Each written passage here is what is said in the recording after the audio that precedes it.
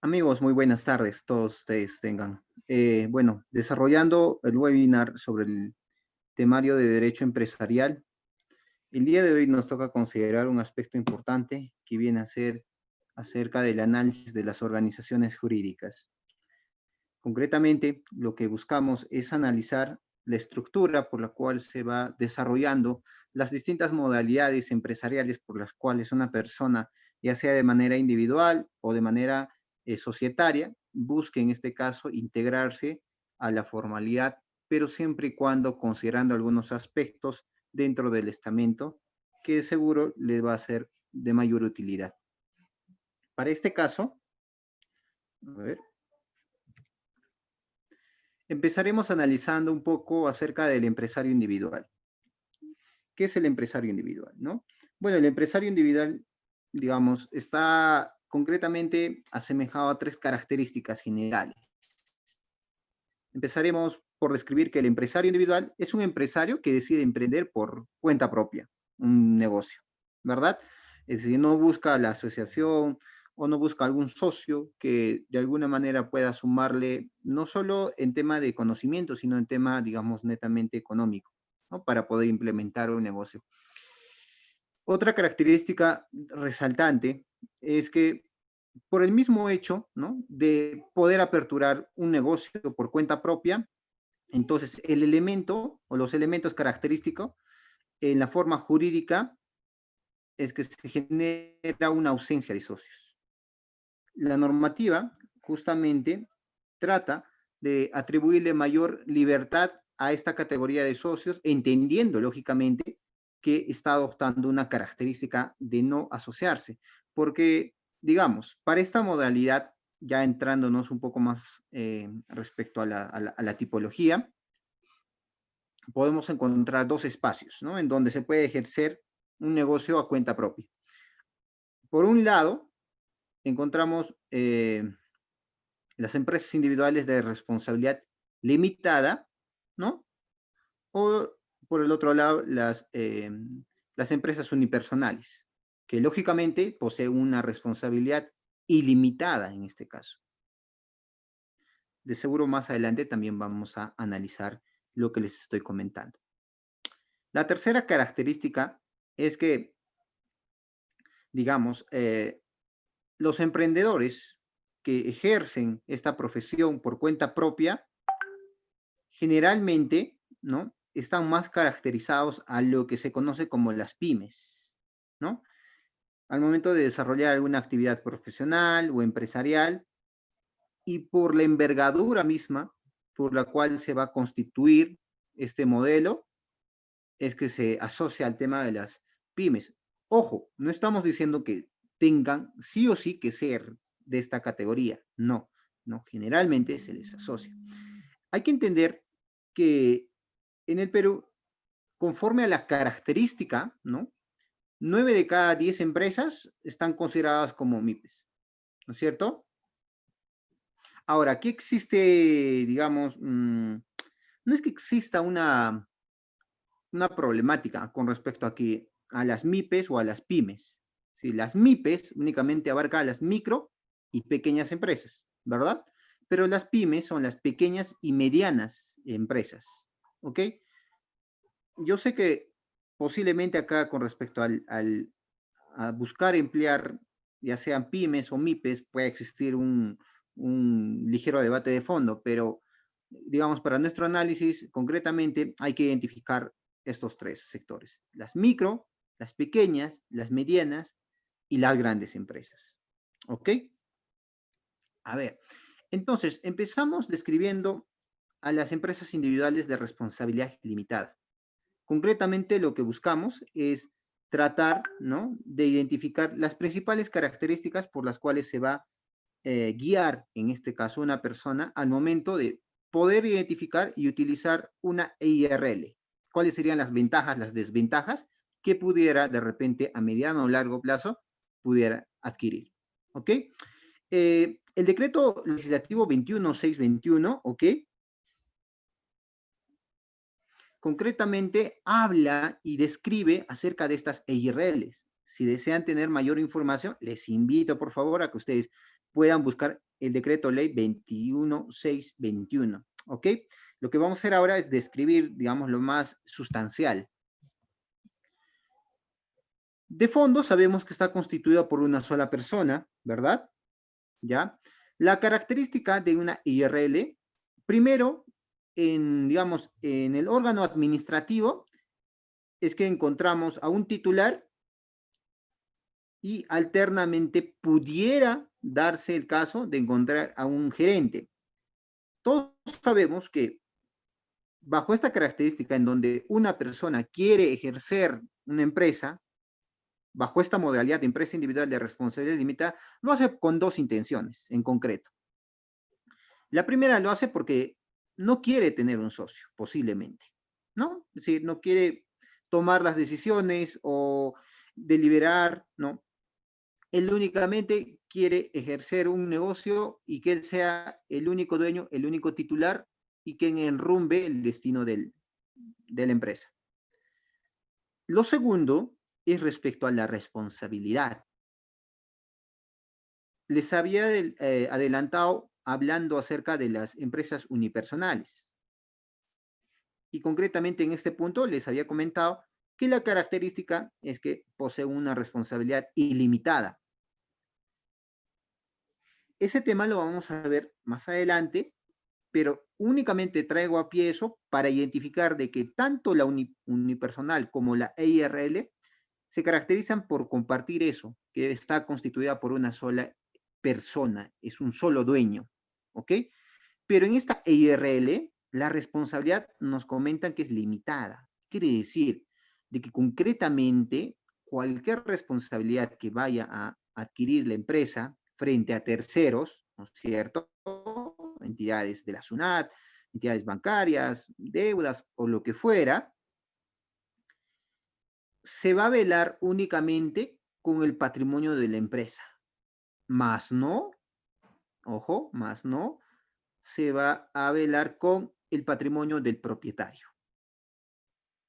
Digamos, esa es la característica sustancial que puede existir. Entonces, ¿qué pasa si es que, digamos, ¿no? En un escenario negativo, una empresa adquiere deuda con la SUNAT, por decir, y tienen que pagar, es una deuda tan fuerte que de repente todo el patrimonio de la empresa no alcanza. Y por ende, ¿no? La SUNAT, ¿dónde va a ir? Muy posiblemente a poder embargar también el patrimonio del propietario. Pero ojo, si está bajo esta modalidad de una empresa individual de responsabilidad limitada, no lo va a poder hacer, pero sí lo podría hacer en una empresa unipersonal. ¿Ok? Entonces, en el tema administrativo encontramos a un titular, que el titular prácticamente viene a ser el dueño, ¿no? Es el que está a cargo, el que toma las decisiones y todo ello. Ahora, ojo, puede o no también ver un gerente, porque, digamos, recordemos, 9 de cada 10 empresas están consideradas como MIPES, les había comentado. Ya dentro de de estos criterios para identificar si son una micro, pequeña, mediana o gran empresa, ¿no es cierto? Hay que identificar que las EIRLs, digamos, tienen mayor acercamiento a este bloque de MIPES, ¿ya?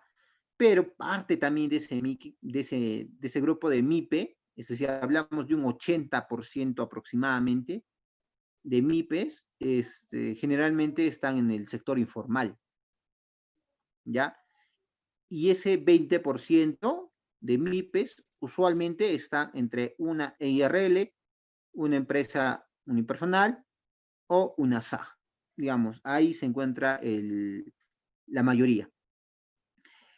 En las EIRLs, usualmente el titular obviamente cumple varios papeles, ¿no es cierto? Dentro de esos papeles también será el tema de la gerencia, ¿no? Por eso les comentaba que no es obligatorio que tenga que tener un gerente porque el titular puede asumir esas funciones, ¿verdad?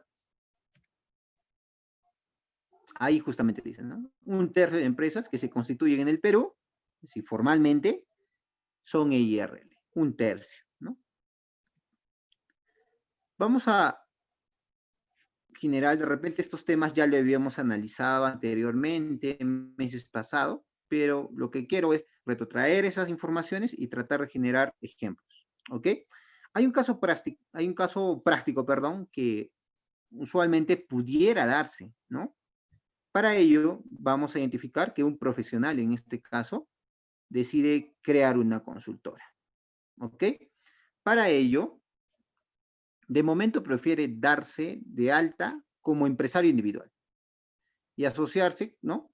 Con otros profesionales de su campo. Empieza su actividad y poco a poco va consiguiendo clientes que le permiten irse consolidando como consultor, ¿ok?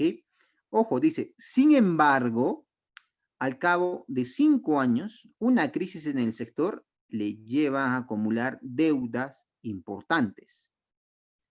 Tiene varios clientes que no le pagan y él a su vez no puede afrontar sus obligaciones frente a terceros, ya sea el sueldo de las secretarias, el seguro social, el pago a empresas que le brindan servicio, para el tema de la limpieza, el alquiler y demás.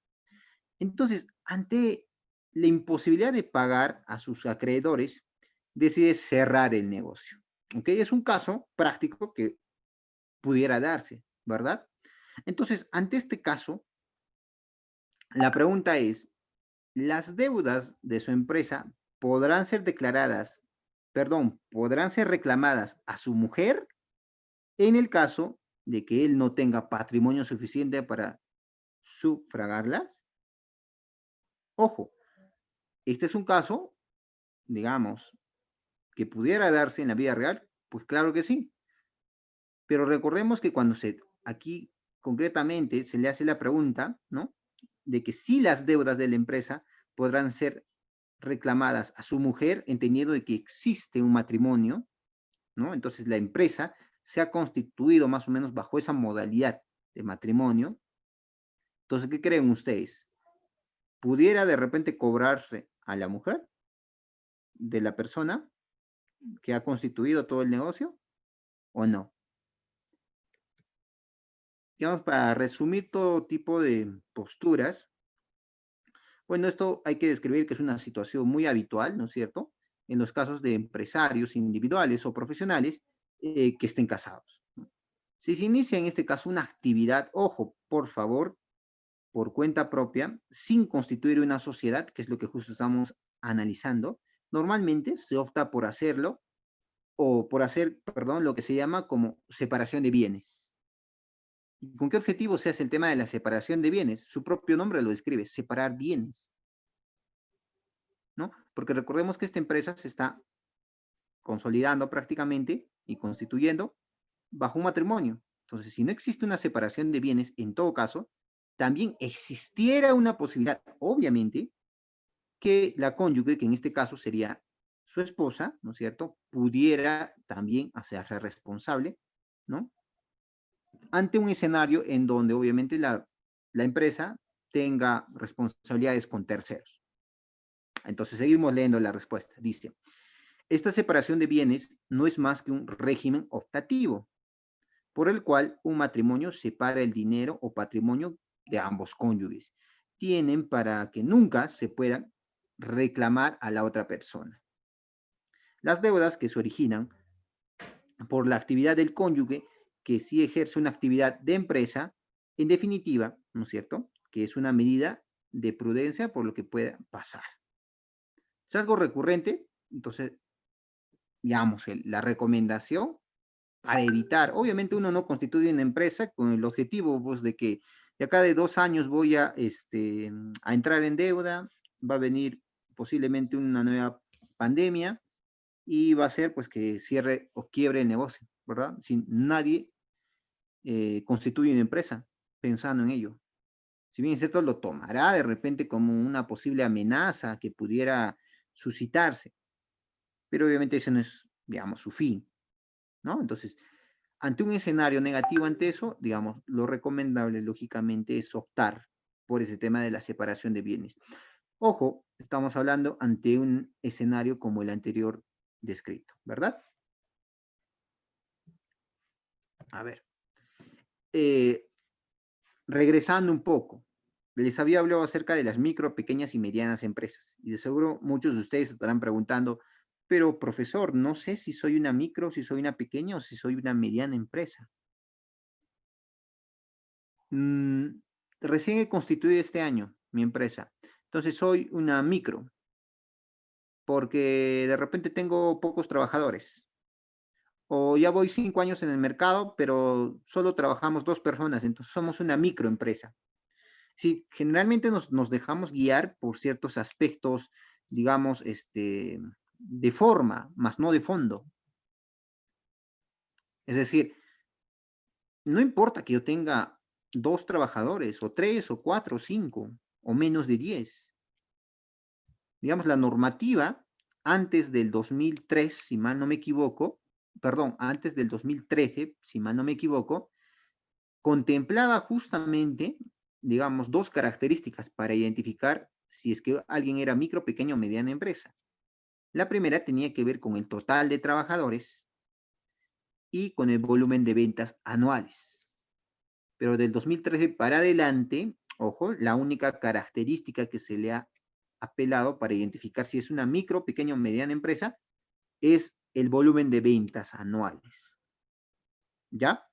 Es decir, si yo, por ejemplo, estoy trabajando en el mercado hace 2 o 3 años, pero mi volumen de venta, imaginemos, es alrededor de 180 UITs, me corresponderá ser una micro o pequeña empresa, si nos dejamos guiar por este criterio empresarial. Obviamente, seríamos una pequeña empresa. Porque las microempresas, ojo, no se toma en consideración para ningún criterio el número de trabajadores, como les reitero. Digamos, la única característica es el volumen de ventas que está generando la empresa. Si soy una microempresa y me voy a identificar como una microempresa, siempre y cuando el volumen de ventas, no supere las 150 UITs. Ahora, ¿cuánto es una UIT? Una UIT es, digamos, según el decreto supremo 380, es equivalente a 4.300. Entonces multiplicamos 4.300 por 150, ¿cuánto nos va a resultar? 645.000 soles. Ajá, entonces, si mi volumen de venta anual no supera los 645.000 soles, ¿no es cierto? Entonces soy una microempresa. Pero si es que supero, si es que llega hasta, imaginemos, ¿no? 700.000 soles anual, entonces no soy una micro, pues. Soy una pequeña empresa. Y las pequeñas empresas, ojo, dicen ventas de 150 UITs, ¿no es cierto? Hasta 1.700 UITs. Entonces, 1.700 por 4.300 nos da alrededor de 7.310.000 tantos soles. Entonces, si mi volumen de ventas no supera las 7 millones, pero es superior a los 650.000 soles, entonces soy una pequeña empresa.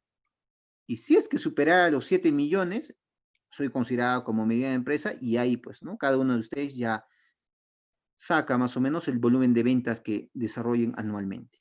Digamos, ese es el criterio más objetivo para poder identificar si es que somos una micro, si somos una pequeña o si somos una mediana empresa. ¿Ok? Aquí no tiene nada que ver el tema de número de trabajadores. Como le digo, a partir de julio del 2013, el número de trabajadores ya no es criterio para considerarse, ¿no? De paso, por favor, les invito a que hagan todas las consultas del caso, lo dejen en los comentarios. Por temas de tiempo, indudablemente trataremos de correr un poco, y por eso les invitaría, si es que tuvieran alguna consulta, con todo gusto lo hagan a través de los comentarios, ¿ok? Entonces, regresando al tema, ¿no? Encontramos, digamos, 2 figuras a nivel general, ¿no? Uno de personas naturales y otra de persona jurídica, en el tema de las organizaciones, ¿no? Entonces, en el tema de la persona natural, les había adelantado, digamos, la presencia, a ver, ahí está, de las empresas unipersonales. Y la característica que se va a compartir con una de las personerías jurídicas, ojo, concretamente de la IRL, que ya les habíamos descrito, es que, digamos, les interesa poseer o ser el único dueño. Si no tienen la necesidad de poder asociarse más adelante con alguien y por ende quieren constituir su empresa formalmente. Ojo, estas figuras que están viendo acá, digamos, se desarrollan de manera en el mercado formal. ¿Ok? Si formalmente yo puedo ser una empresa unipersonal, pues claro que sí, siendo persona natural, es decir, tú como persona, ¿no es cierto? Seas profesional o no, eso no tiene nada que ver, puedes, en este caso, constituir una empresa formal, sin la necesidad de acudir, obviamente, a la SUNAT y hacer todo un trámite de personería jurídica. Si tú como persona natural puedes tener o ser catalogado como una persona natural con empresa, claro que sí, esas son las empresas unipersonales. Por el otro lado, las personas jurídicas, concretamente, aquí encontramos a la IRL, a la sociedad anónima y a sus dos en conjunto, que son la abierta y la cerrada, ¿no es cierto? También encontramos a la sociedad comercial de responsabilidad limitada,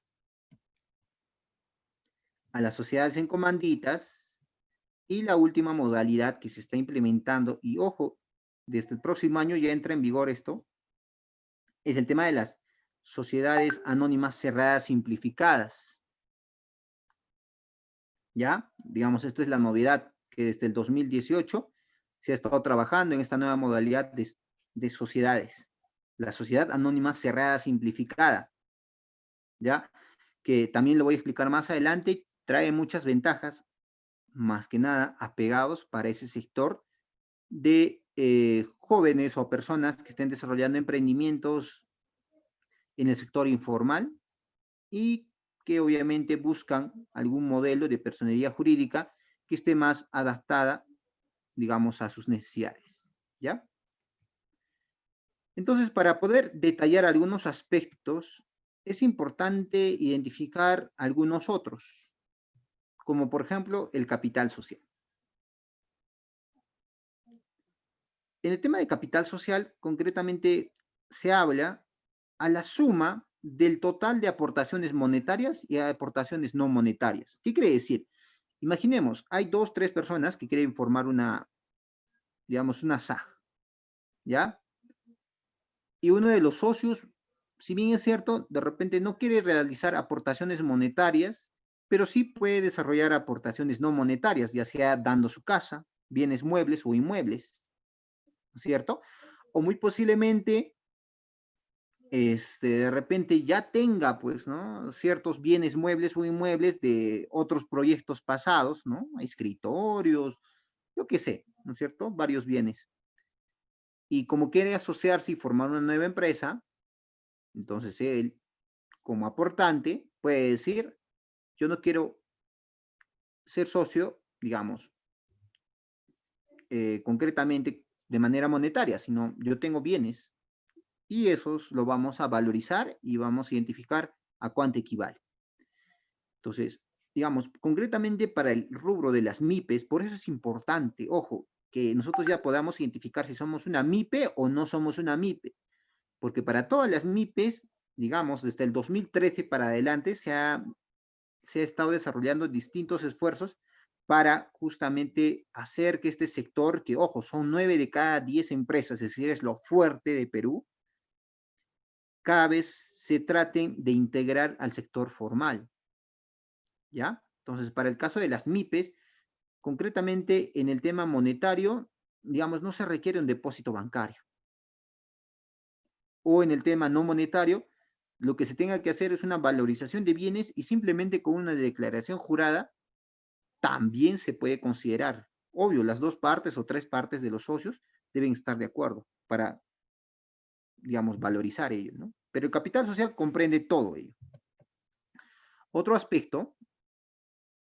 Bueno, antes que me olvide, ¿no? La ley justamente establece, perdón, la ley no establece, ojo, un monto mínimo ni un monto máximo para la conformación de un capital social. Es decir, muchos de ustedes de repente miran, profesor, quiero constituir una, digamos, una empresa,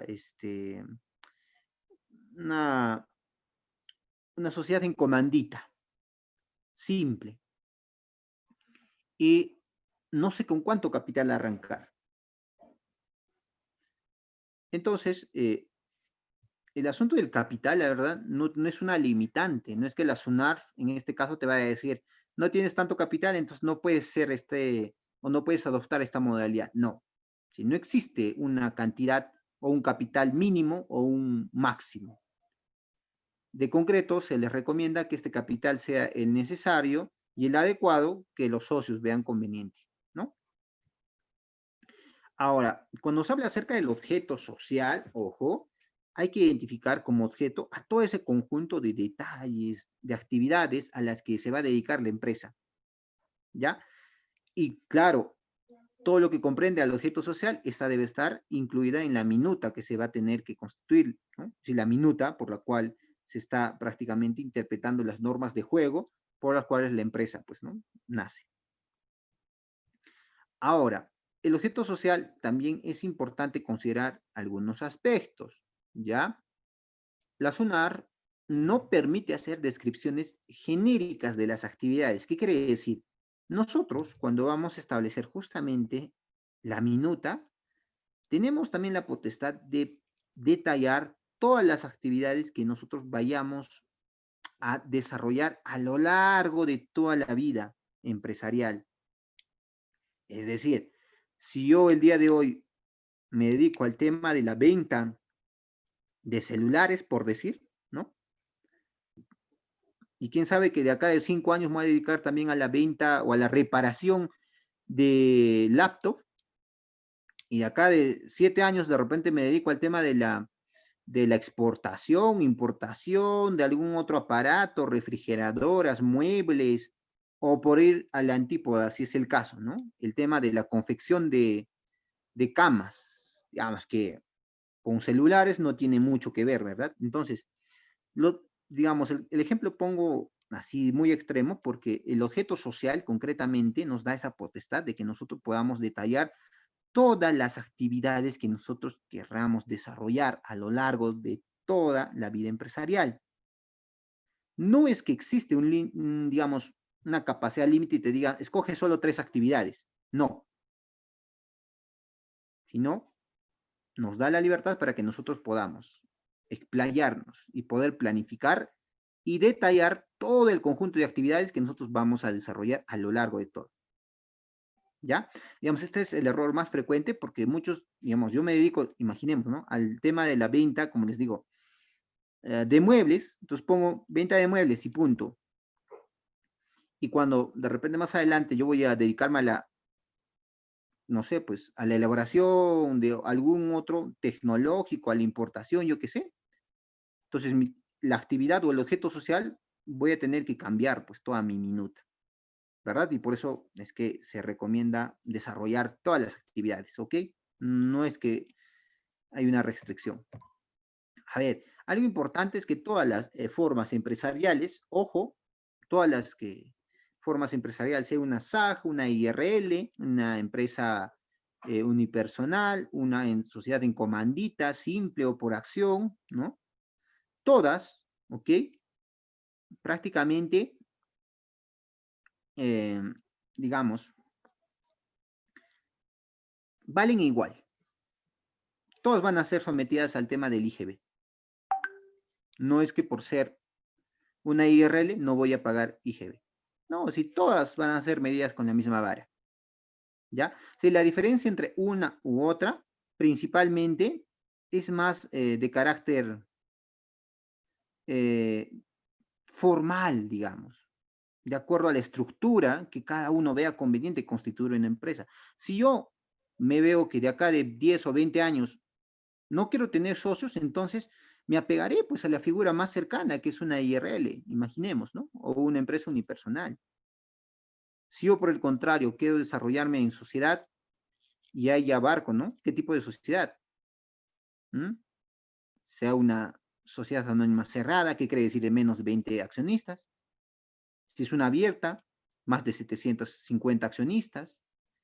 Es decir, la diferencia únicamente va a ir por ese lado, más no va a ir a un carácter cualitativo. No quiere decir que yo soy una SAG y por ser una SAG yo valgo más que una empresa individual de responsabilidad limitada. No, por ahí no va, digamos, la diferencia. Entonces, cuando hablamos acerca de los tipos de sociedades, hablando acerca del empresario social, ¿no es cierto? Encontramos lo que se llaman como la sociedad anónima, digamos las más famosas. Ahí está la sociedad anónima, la tradicional. También tenemos a la sociedad anónima cerrada, la SAG, y la sociedad anónima abierta. Para darles un dato, el 65% de empresas que se constituyen en el Perú lo hacen a través de la modalidad de una SAG. ¿Ya? Entonces, digamos, es lo fuerte de la normativa en este caso, lo más cotizado. Pero ojo, ese 65%, si es que se le llega a encuestar y se le dice, ¿por qué lo has constituido a través de una SAG? Todos le van a decir, ¿por qué? No sé, porque la mayoría se constituye a través de esa modalidad. Es decir, por simplemente copiar el modelo del otro, digamos, esa no es la idea, ¿no? Pero, valga verdades, esa sería la respuesta de fondo de esas 65, de ese 65% de empresas, ¿no? Yo sé que existen una que otra que sí lo hace con estrategia, ¿no? Entonces, la ley de sociedades, ¿no es cierto? En este caso, a ver, déjenme un minutito, voy a mover, ya. Estamos hablando de la 26887, ok, así es que si están interesados en identificar y analizar las distintas leyes generales de la sociedad, la 26887, les invito a que puedan revisar, ¿no? Contempla la sociedad anónima, ¿no? La tradicional o la clásica, que estaría constituida por un mínimo de 2 personas hasta 749 socios. Ojo, mínimo de 2 hasta 749 socios en este caso. ¿Ok? Ahora, si hablamos de la parte más de la responsabilidad frente a terceros, obviamente encontramos de que ésta posee una responsabilidad limitada y por ende sus socios no corren riesgo ante su patrimonio personal.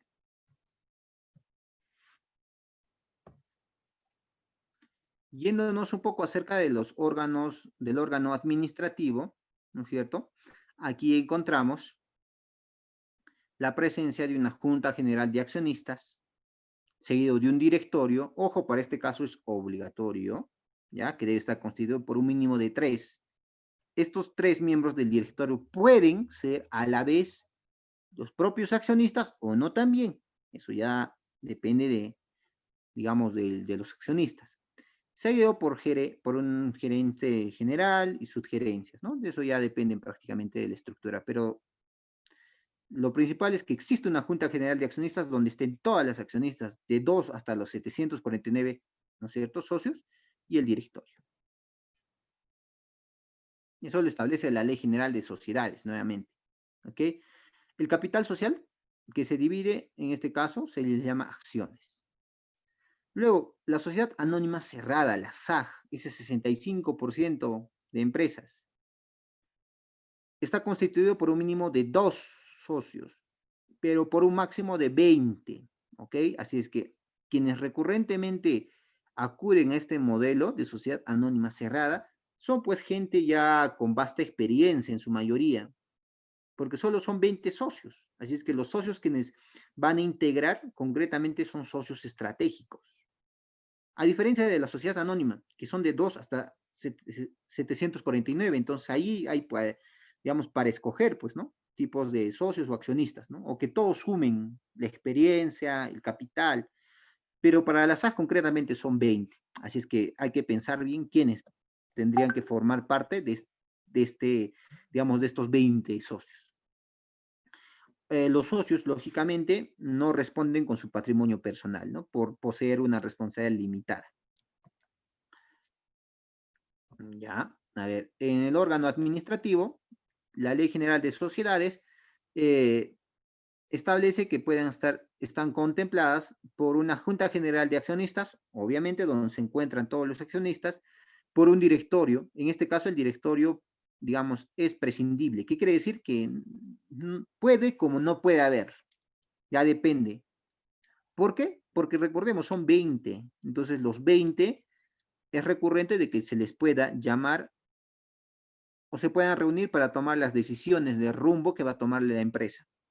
Pero imagínense, 720 socios o accionistas, digamos, no siempre va a ser dable llamar a todos, ¿verdad? Y es por eso que en la sociedad anónima, por ejemplo, sí es importante que cuente con un directorio. En este caso, no es tan importante, sino es obligatorio, seguido por un gerente general. Ahora, la sociedad anónima abierta, concretamente, tiene las mismas características, ¿ok? Para no redundar, pero la característica que, digamos, difiere es en el número de socios. En este caso hablamos de más de 750 socios, ¿ok? Más de 750, es decir, tiene que haber mínimamente 751 socios, ¿ya? Así es que generalmente la sociedad anónima abierta son pues los que usualmente transan en el mercado de la bolsa de valores, ¿no? Son los que venden sus acciones y todo. A ver, vamos a analizar el órgano administrativo. Como le comentaba, ¿no? Según la Superintendencia de Mercado de Valores, es obligatorio que deben registrar sus acciones, ¿no? En este caso. Están bien contemplados por una Junta General de Accionistas, seguidos de un directorio. Para este caso, nuevamente, sí es obligatorio, porque estamos hablando de más de 750, seguidos de un gerente general.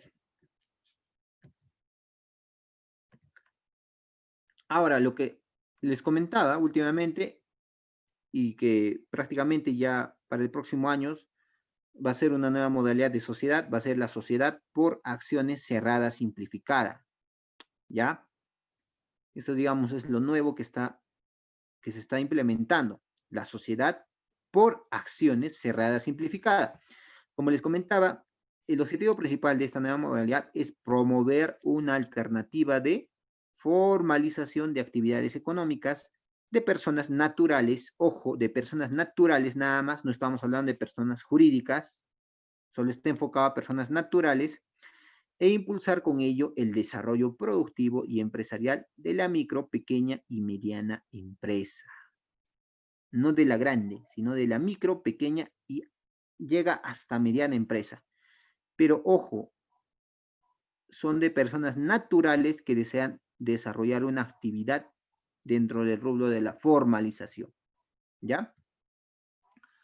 Las características que podemos encontrar, ¿no? Bueno, posee una responsabilidad limitada, eso ya es de suponer. Está constituido por un mínimo de 2 y un máximo de 20 accionistas. Así es que ahí de repente se parece un poco a la sociedad anónima cerrada, ¿verdad? Por eso, como les comentaba, más está pegado, obviamente, a ese sector MIPE, a ese sector informal, a ese 9 de cada 10 empresas que están en el sector MIPE. Porque entendiendo que el MIPE, pues generalmente, digamos, se asocia con un promedio de 6, 7 personas a lo mucho, ¿no? No llega a abarcar más de 700 personas o de accionistas, ¿no? Sí, así es que el número hasta 20 accionistas como que es razonable, nuevamente, no está dirigido concretamente hacia ese sector.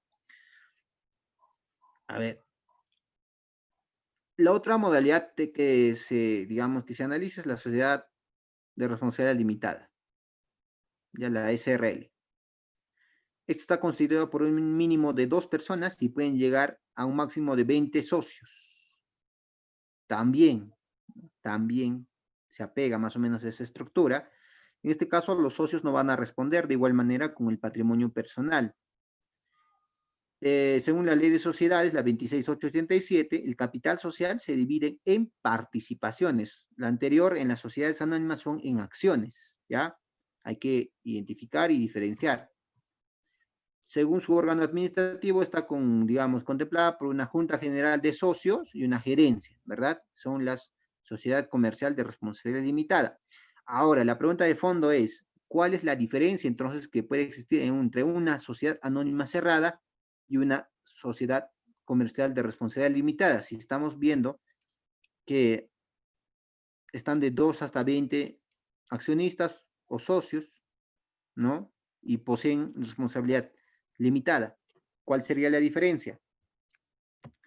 Bueno, concretamente podemos encontrar que una SAG, ¿no?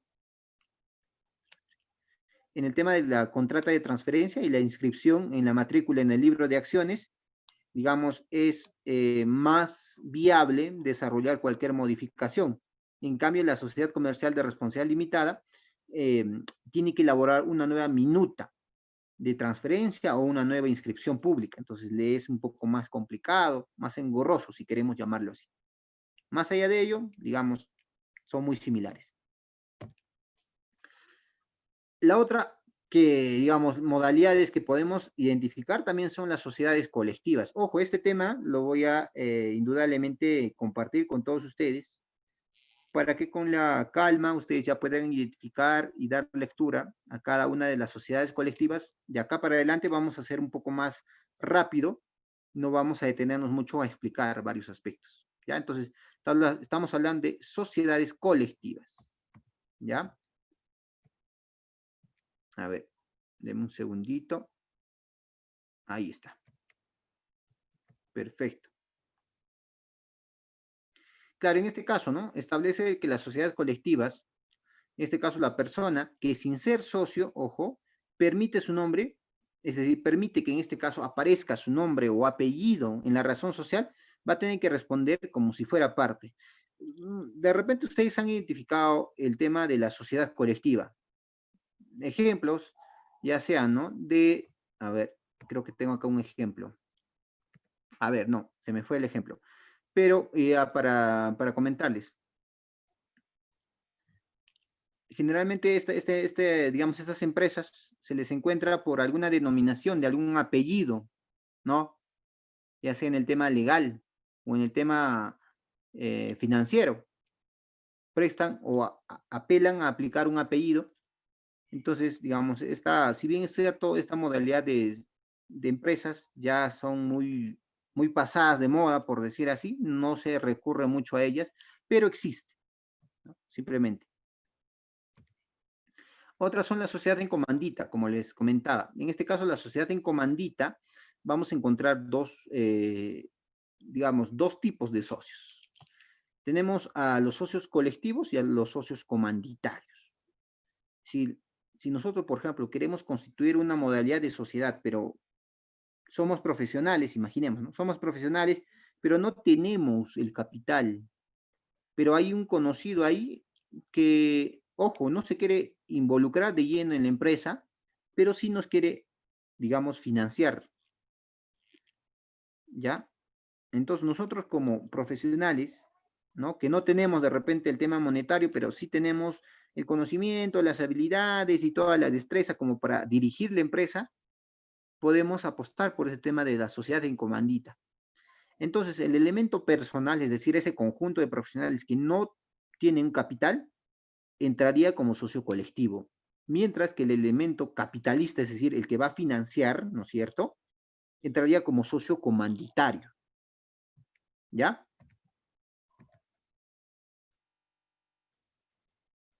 Ok, a ver. Les comentaba que existían dos tipos, ¿no? La sociedad en comandita simple y una sociedad en comandita por acción. Las características esenciales para poder identificar es que en este caso los socios colectivos y los comanditarios, ojo, los comanditarios, ¿no es cierto?, son los capitales, es decir, los que dan el tema monetario. Establece que la coexistencia de estos dos tipos de socios se va a desarrollar bajo ese escenario. Ahora, los socios comanditarios, ojo, tienen prohibido ser administradores o, si es que lo son, tendrían que desarrollar una modificación de su estatuto. ¿Ok? Pero lo recurrente es que los comanditarios únicamente den, digamos, el aporte económico y no asumen responsabilidad administrativa concretamente. Digamos, aquí existe una doble responsabilidad, ¿no? De cada uno. En este caso, el socio colectivo, ¿no es cierto?, va a tener que asumir una responsabilidad ilimitada, porque, ojo, él está encargándose de la dirección, del manejo de la empresa, entonces la responsabilidad es ilimitada, ¿no?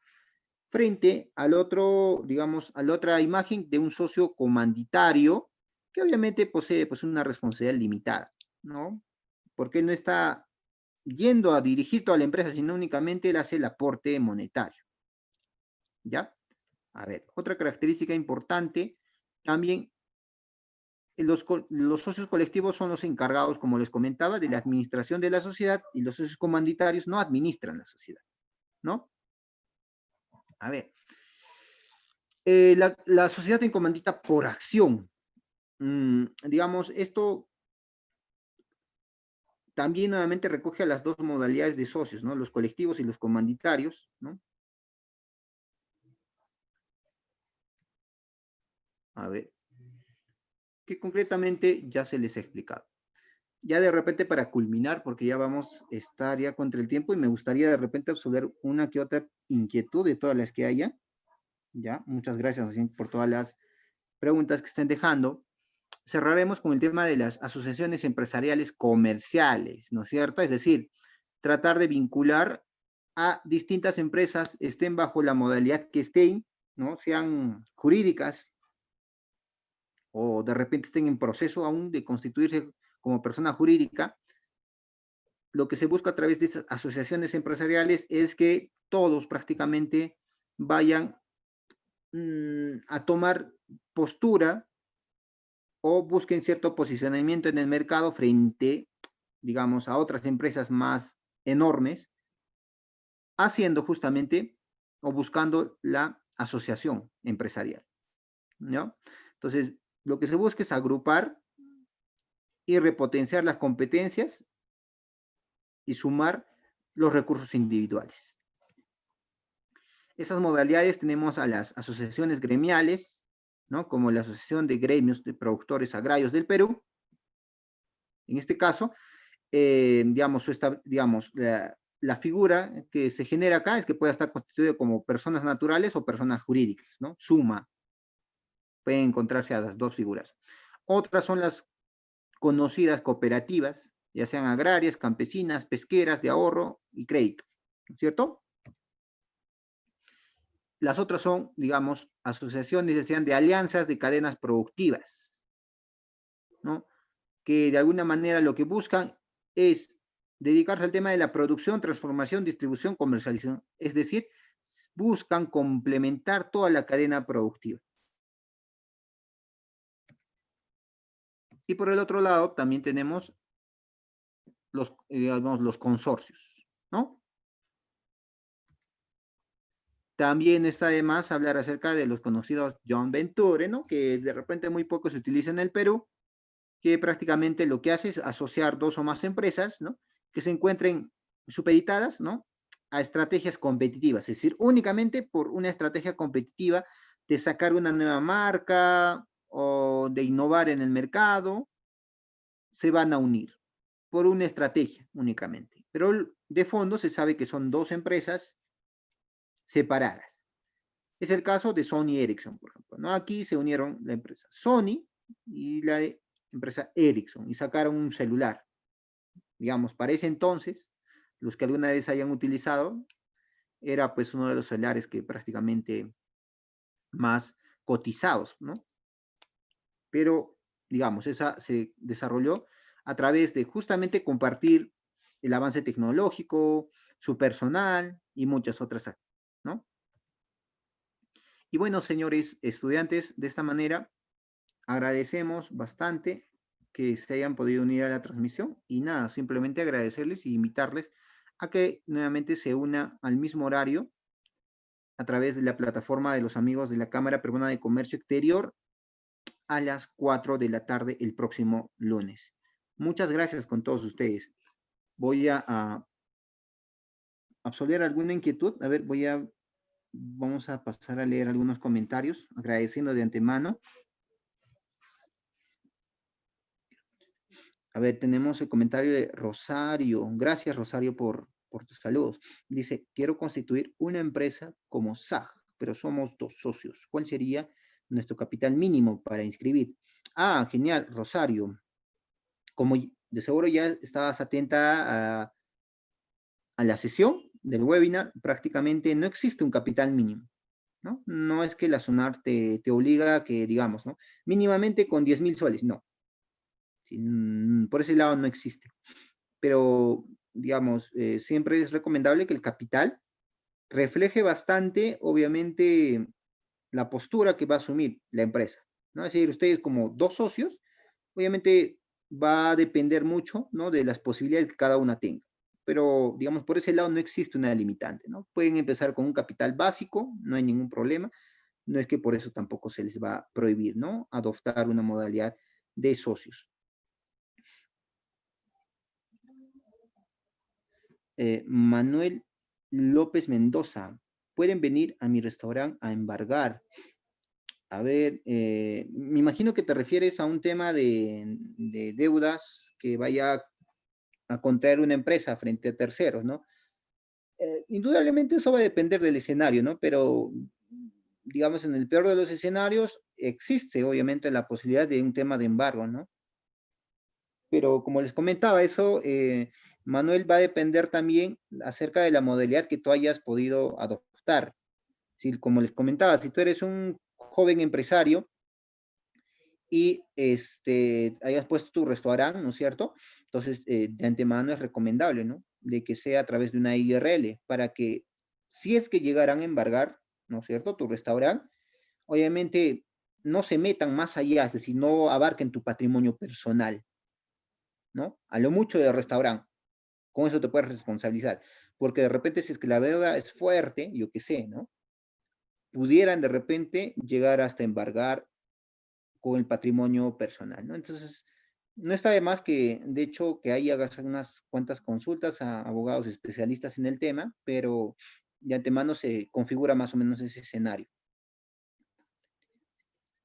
Rosario nuevamente nos pregunta, ¿puedo poner actividades de importación para empezar? Claro, Rosario, como te comentaba, en el total de actividades podemos poner 20, 30 actividades que nosotros vayamos a desarrollar, es decir, acá tampoco no hay una previsión.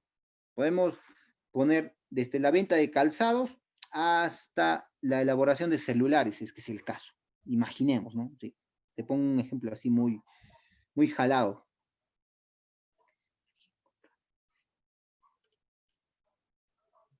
A ver.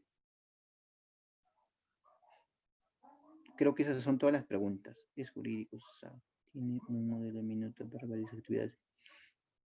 A ver, Rosario, te comento de que los modelos de minuta, bueno, hasta donde yo estoy enterado, es decir, ya hace 2 meses, lo puedes descargar gratis, ¿ah? Ahí en la página de la SUNAR hay modelos de minuta para las distintas modalidades, ¿ya?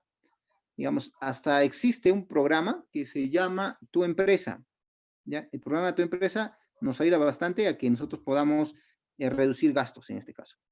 Bueno, señores estudiantes, la hora ya nos ha ganado. Agradecerles bastante y nada, nos estaríamos reencontrando el próximo lunes a partir de las 4. Muchas gracias. Permiso.